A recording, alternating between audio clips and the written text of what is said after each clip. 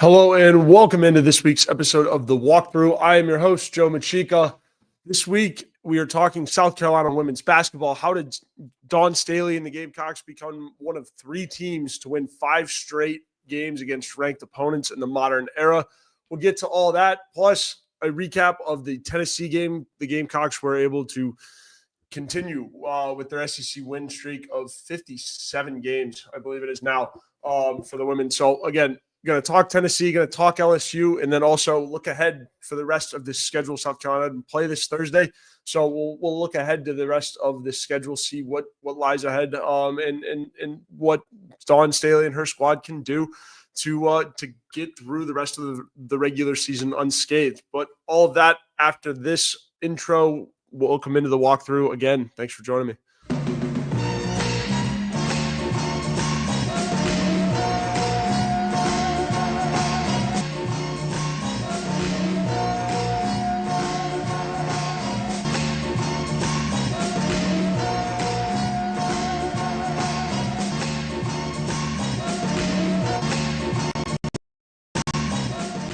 Ladies and gentlemen, it's time for this week's episode of The Walkthrough, presented by the Chief Sports Network. And now, here's your host, Joe Macheca.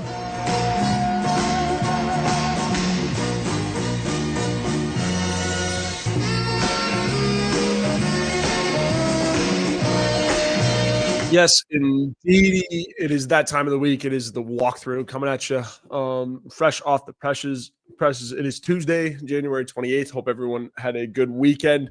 But yes, the South Carolina women's basketball team becomes one of 3 teams in history to win 5 straight games against ranked teams. They joined 2023, 24 Notre Dame, and then I believe it was 87 Tennessee.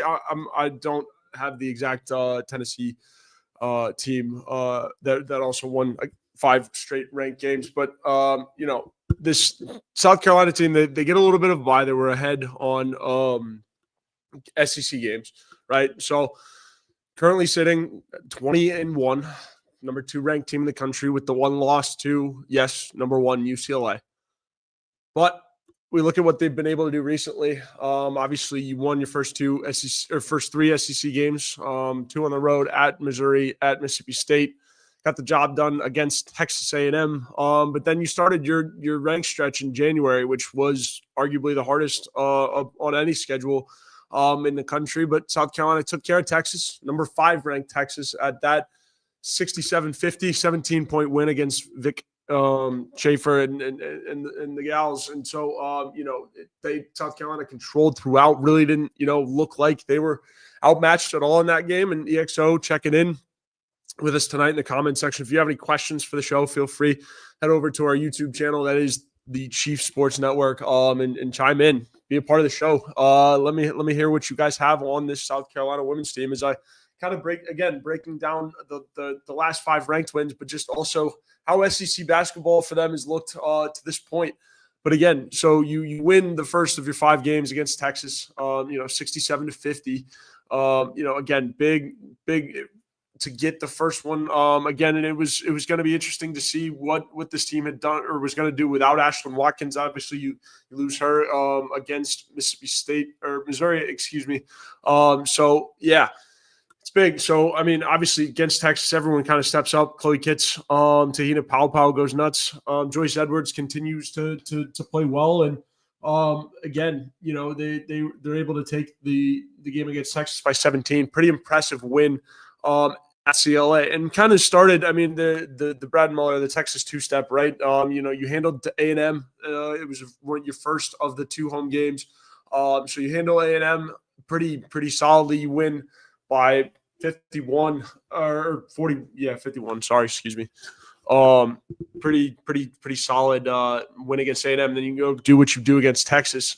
Unbelievable start, to this SEC play for sure. But yes, Matt Sellers said the girls tried their impression of the men's team for a while last night with the turnovers and struggles versus the press. Glad we got out with the dub. Yeah, we'll speed up to Tennessee here because, again, this is obviously the most recent. South Carolina beating Tennessee, 70-63. I'm going to try to pull up the box score here on so that way everyone can get it. But yeah, pulling up the box score, Tennessee, South Carolina, narrowly escapes up there in Knoxville.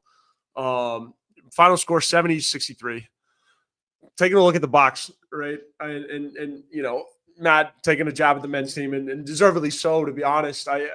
They haven't played their best basketball, and granted, the men's side right now is way more loaded than the women's. But granted, South Carolina leads the women's side, leads the women's SEC right now, so not really too much to worry about. But again, yeah, last night, they did well with the press. I think considering with the tired legs, and after LSU, and we'll talk everything LSU too, break all that down. But starting with, I guess, Tennessee, working backwards, like this one, there were going to be a lot of tired legs, and Joyce Edwards continued to shine through. She finished with 18, on 8 of 13 shooting. She played just about the most minutes behind Powell with 29. So really, really good stuff. Joyce took a 3. And again, I'll say this too, to Joyce Edwards' 3-point shooting ability. Like, we were at media availabilities on, what was this? This was on Sunday. And they were taking a lot of threes as we were kind of winding down the practice and everything like that. So, Joyce was making them. There's Sanaya Fagan making her 3-pointers. Like, they were just taking a lot of shots from the outside. And I don't know if I'm supposed to, but they were just shooting a lot of threes. It was and making them. And Joyce Edwards was one of those players that was making a lot of them. Took one last night, didn't hit it, but again, looked great on the inside. And it's great when she can come off the bench, give you 29 minutes, in 18 points, right? She did a lot better rebounding too, 5 rebounds. And look at what stands out to me the most of all this game is obviously your guards got a lot of rebounds. Bree Hall, Raven Johnson, they tend to stick their nose in there, get some rebounds. Chloe getting the most for South Carolina, but just a gritty win. I mean, obviously you want the score. You should have beaten that team by a lot more. But again, getting outscored in the fourth quarter, certainly something Dawn's going to get on them about, I would expect. But, they also have some rest. Like, I think part of it is just tired legs. Like, you played in 5 really, really, really, really, highly anticipated matchups. You played in 5 high-energy games previously. And so you're going to have some tired legs. You're going to be running around, and especially at the pace that Tennessee ran at, where I was on the message boards last night, and I can't remember who it was exactly, but there was a point brought up about how South Carolina's bench continued to outscore Tennessee's, even with all the subbing. And it was just one of those things where South Carolina's bench continues to be better, especially with Joyce and Full Wiley coming off the bench. And Full Wiley she had a decent game. I mean, a couple turnovers, but not her worst performance offensively, to say the least. A lot of people were, and Full Wiley, you get the whole package with her, right? It's all gas, no brakes. And you saw that from her shot that she made against, I think it was Texas or Oklahoma. It was as I'm going back through here, but yeah, Joyce again leading all scorers with 18 points. That's pretty elite from a freshman. Matt Sellers again. Tessa looks hesitant to shoot the 3 last night. Going to need her to hit some of them. Yeah, absolutely. And Tessa had been such a good role player. Up to this point, coming off the bench, she wasn't necessarily the primary option. She saw, and we really haven't seen it that much in SEC play either. But when she's the primary option offensively coming off the bench, Tessa can get hot and streaky with some of those threes. And, her volume of 3-pointers has kind of gone down. And for some reason, last night on the road, didn't quite look like herself. But I'm not going to put it past Tessa to come back from this, right? I think, shooting threes especially is one of those fickle games where, you kind of just have to keep shooting, right? You can't let yourself psych yourself into a cold streak. And I can't imagine Tessa's going to, she's going to keep shooting. She has to keep shooting if she wants to be a part of this lineup and whatnot. So again, good stuff moving forward. But looking ahead or looking back at LSU, I want to talk about this LSU game, right? You handled with a lot of poise.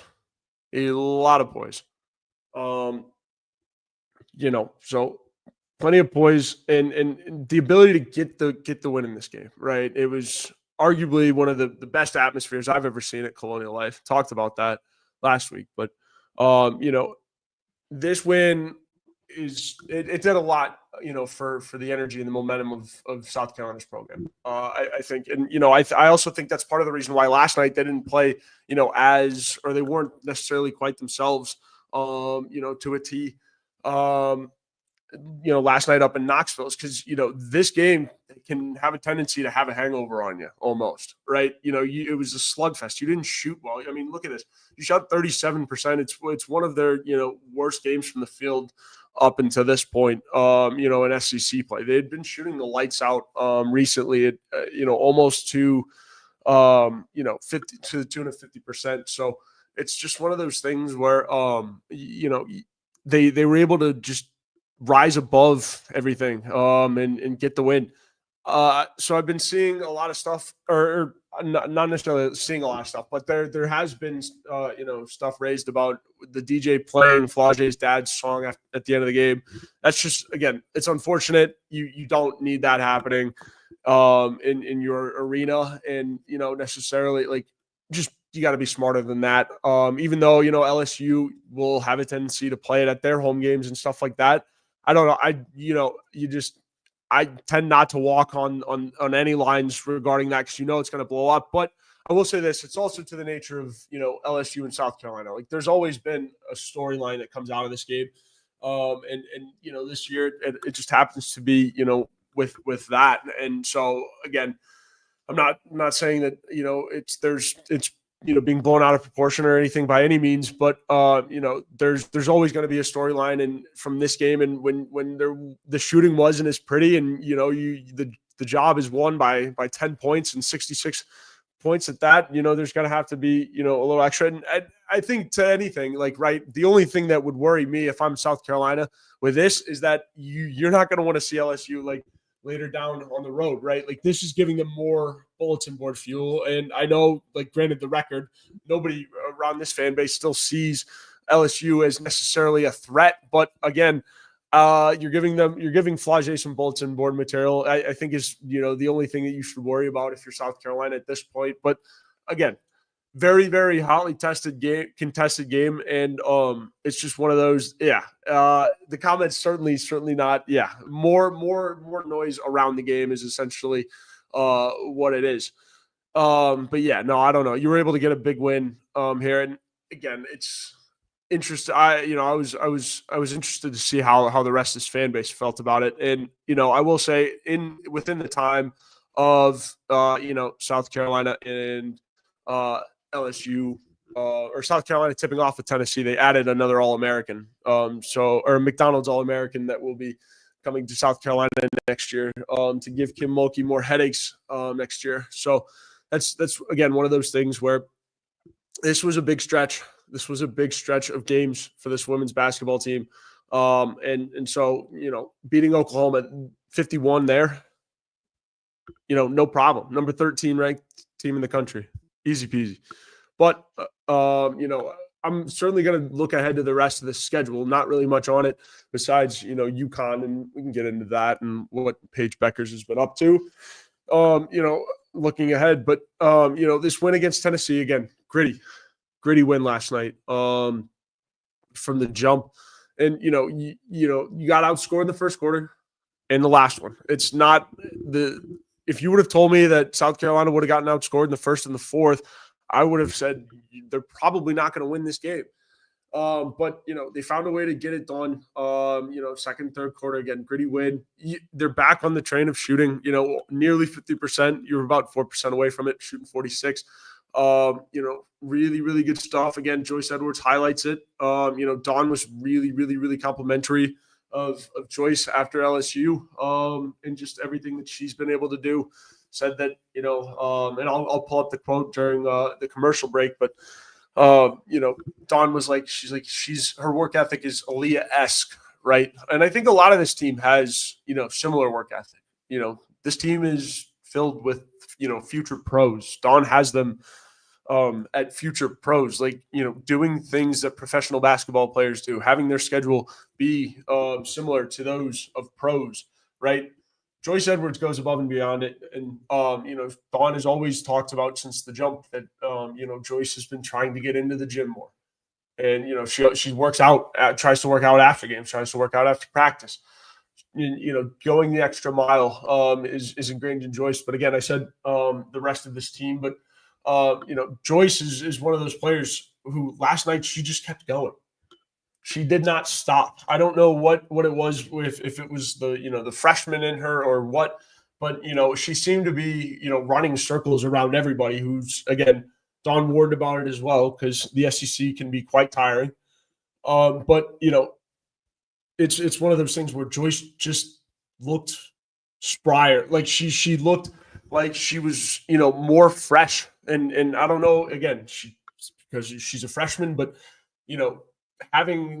putting up 8 or going 8 of 13 against Tennessee on the road after arguably one of the biggest regular season games of the year, says something, right? 29 minutes from a true freshman. It's pretty good. Led your team in scoring. Very mature, very, very, very big stuff out of Joyce Edwards. And again, has led the team in scoring to this point. And again, going to be one of the biggest points, of this program going forwards, right? She could be a really, really, really good player. And again, I'll have the full quotes from Dawn after this commercial break. But hat tip to Joyce there. And Tahina Paopao and Raven Johnson, the guards. I figured this was going to be one of the games where the guards got involved. When you run and run and gun as much as Tennessee does, it's you're gonna have guards scoring, right? And Raven and both Powell having nearly identical games from the field, 4-6 for Raven, and again, hat tip to Raven as well. She's been getting some doubt online. I've been seeing a lot of Raven doubters and stuff like that. But Raven had a decent game last night, 10 points, and again, 5 boards, right? 5 boards is big. And Raven's been able to rebound the basketball all year, but she's been especially great as of late. And now I think on the offensive end, people have been saying it's like, oh, where's Raven been on the offensive end? I don't know. Maybe Dawn should switch up the starting lineup, something like that. I don't know. I haven't really heard the switching out of the starting lineup, because if it works, it works. And Dawn will get you your minutes. I don't think anyone's too worried about anybody getting minutes. Like if you're good, she'll find you. And shout out Maddie McDaniel last night, 12 minutes off the bench as well. And played a little bit better than Tessa did. And again, that's not something I'm not saying that McDaniel is going to steal minutes from Tessa. Absolutely not. But McDaniel, again, proving that she's good enough to play up to her standard or above, her potential, which is huge. So shout out Maddie Mouse. But yeah, again, going back to the guards, it was just a big game from all of them really last night. But again, Raven and Powell, 10 points apiece. And then Chloe, again, another quiet 10 points, right? 10.7 boards. Chloe has a really, really, really good, habit of going, 10 points or say 7.7 boards, like nearly matching her point totals with her rebounds. And I know I've also heard the complaints about, Chloe in the post saying that she hasn't been big enough, right? And she hasn't been able to control the post as much. And I think, Chloe hears it. Molly Benetti hears it, right? They are going to go to work this offseason. And I think, that'll be part of the offseason program, is just getting Chloe more comfortable with moving players around, in the post and establishing herself as a post presence. Again, remember, she's technically only a sophomore, right? Or almost a sophomore. She's a junior because she enrolled early. And join the team early to join up, with the squad. So again, young player. I think the offseason, Chloe's going to hit the gym, and she's going to work with Molly Benetti to find a way that works for Chloe to be able to, shoot the jumper still, but find a post presence, right? She's going to get it. And you've got to, right? Because she's been so valuable for this team in the post, and stepping up also in Ashlyn Watkins' absence for sure. Matt Sellers, I'm looking ahead. I'm surprised Texas is favored versus us on the ESPN prediction after we beat them by 17. Yeah, looking ahead to that one in Austin, and we'll go ahead and look ahead to that one real quick, and also preview UConn. I do have to hit a commercial break in here somewhere, but yeah, going ahead to Texas, right? February 9th. Somehow, I don't. Yeah, I see what you're saying, Matt. They are, Texas still ranked number 5, 20-2. Looking at their last 5, they were able to, beat Ole Miss by 3. Handled Tennessee also by 4. Beat the brakes off Maryland, which is good. Auburn, it's a team South Carolina is going to have to play at home coming up here on Sunday. But I also do not understand this. And this is going to be some bulletin board material, I think, for obviously Dawn and all of them, because I don't know, when you're not necessarily favored per se, and granted, it is a tough road game, but South Carolina doesn't have to play this Thursday. They play at home. I mean, if we look at the schedule leading up to it as well, and granted, you're going to have to be on the road a little bit before you go to Texas. You're at Georgia. That's a short little trip. It's on Thursday. Short little trip over to Athens. After you've got this Thursday off and you're home against Auburn. Yeah, Matt, I hear you. I don't necessarily understand it. But again, the fact that they're saying it's a coin flip is a little much. But again, maybe the closer games with Tennessee, obviously LSU, are signaling to ESPN, I guess, that some tired legs. But I don't know. I don't necessarily see it because, again, South Carolina, they get the break this Thursday. They've got this Thursday off. They're playing at home against Auburn, which, no offense to Auburn, I think they, should take this game. Noon tip. 11-10, 2-6 in conference, like in a team that, Texas just beat the brakes off of. And like Matt said, you just beat Texas by 17. So by default, pretty easy matchup with Auburn. Should take care of business there. Home game. Then you travel, quick trip out to Georgia on Thursday. But I don't know. For some reason, ESPN, has Texas favored in Austin. And granted, it'll be, long road trip out there to Austin. I will not be out there, unfortunately. Would be a fun road trip. But, the gals headed out to Austin. Again, not favored by ESPN yet. I don't know. I think with the rest getting this Thursday off, you're going to get a shot to get everything right against Georgia or Auburn first and then Georgia before you get ready to play Texas. But I don't know. That's your first real test after, obviously the quick break and then, 2 quick tune-up games. But, yeah, we'll have to see. We will have to see. So I'm going to hit a quick commercial break real quick. But afterwards, I'm going to preview UConn and just kind of look at what else is left. And then also look ahead to the SEC tournament, what else stands in the way, and then also answer any more questions that we have. Would appreciate it, everyone tuning in to this week's episode of The Walkthrough. Again, I will see you on the other side of the break. Welcome home. That's what the Gamecocks say, and so does nationally recognized the Barndominium Company, where they are building dream homes in the Carolinas, Georgia, and Tennessee. Their turnkey process can be custom designed and takes 6 months on average. Make your dream a reality. Visit thebarndominiumco.com. Thebarndominiumco.com.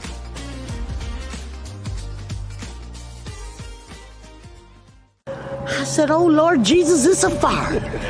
Ain't nobody. MidlandsSC.com. What Right to Bear is we're an association of members across the entire country, and what we offer is we offer legal defense in the event of a self-defense case. Nice. So it's not insurance. So we offer an attorney in the event that one of our members might have some type of an accident. ProtectWithBear.com. We've got all of our social media accounts on the bottom of our website. We've got blogs, articles, detailed description of all of the coverages in depth, and we'd love to have you come check us out and ultimately get the protection you need.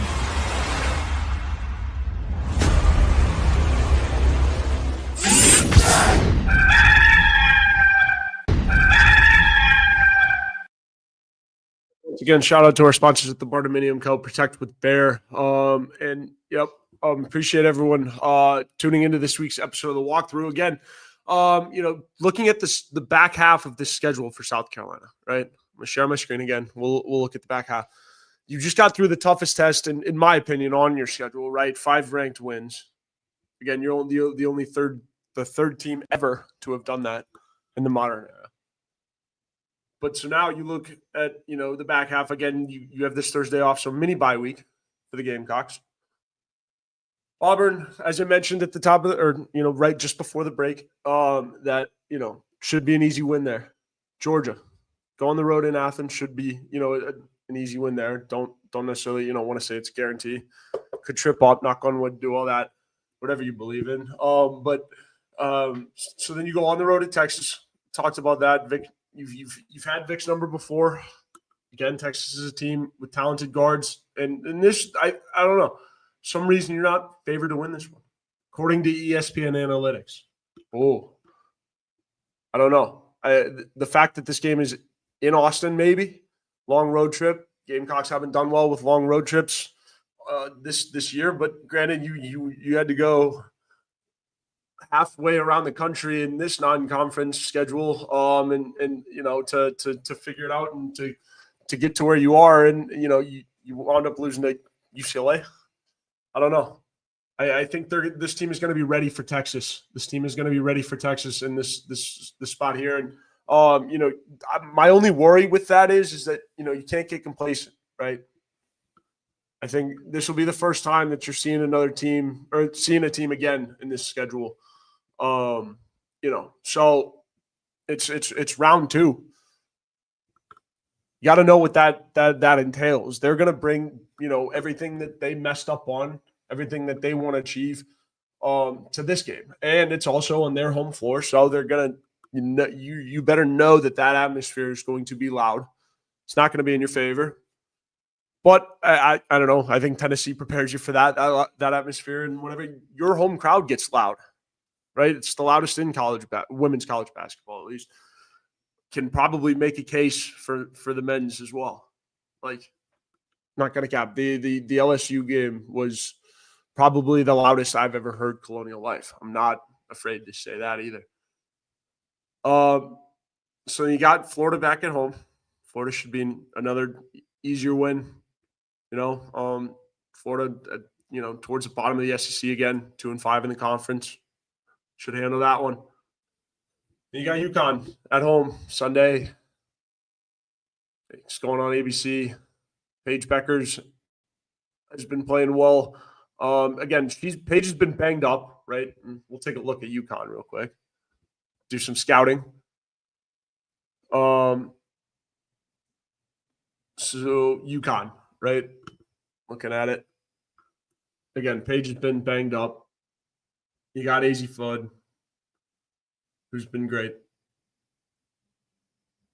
Again, Flood only played in 15. She's also been banged up. But Paige, again, leading the team in scoring, 19.6.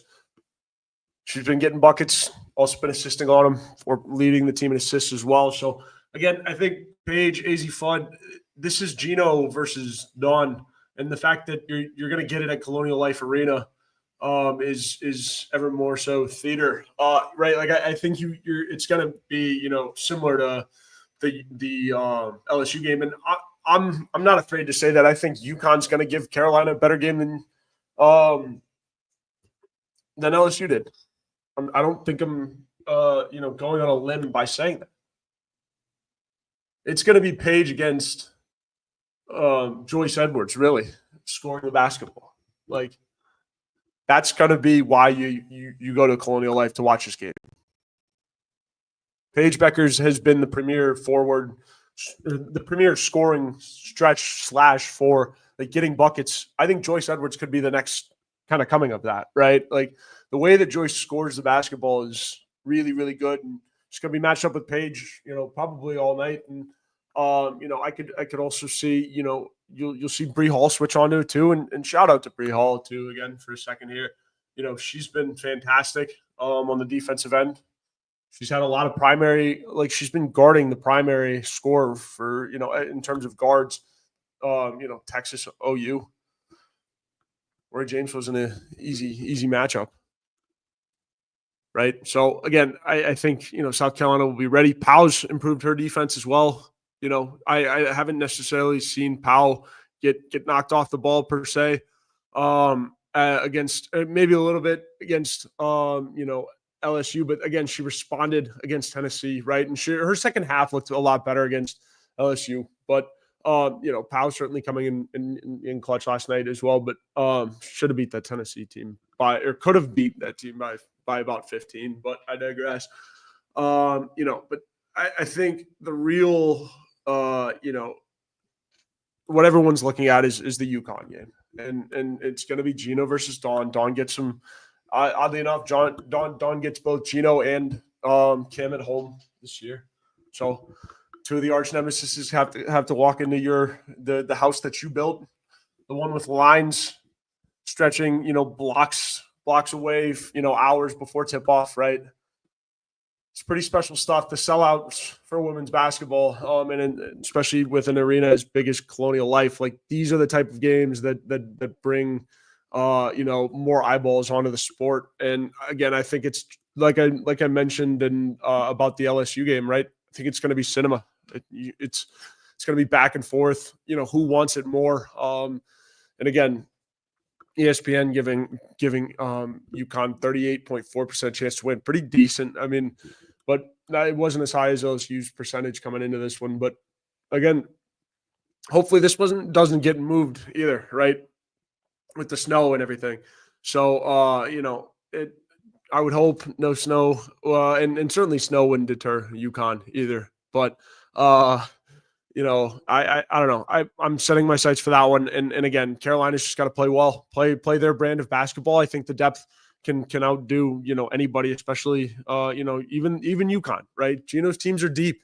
That was, part of his thing was, he's got two star guards coming at you. And so now but I don't know.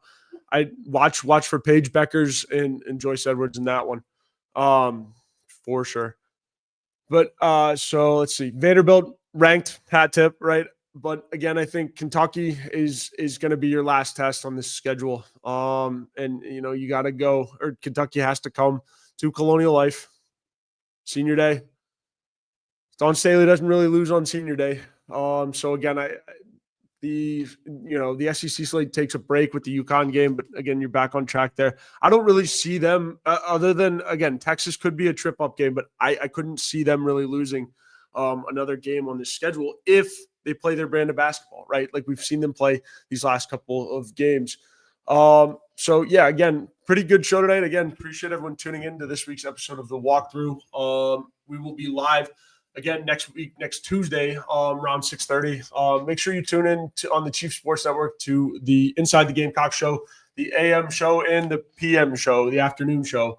Both of them getting going here. New era of the Inside the Gamecock show with Mike, JC, and Phil Mad Dog Mullinax getting it going every day on the Chief Sports Network YouTube channel. Also check it out on the Chief Sports app. You can find my show, their show, and all of our shows on the app as well. So be sure to check those out. And again, I will see you guys next Tuesday. Appreciate everyone tuning in and have a great rest of your week.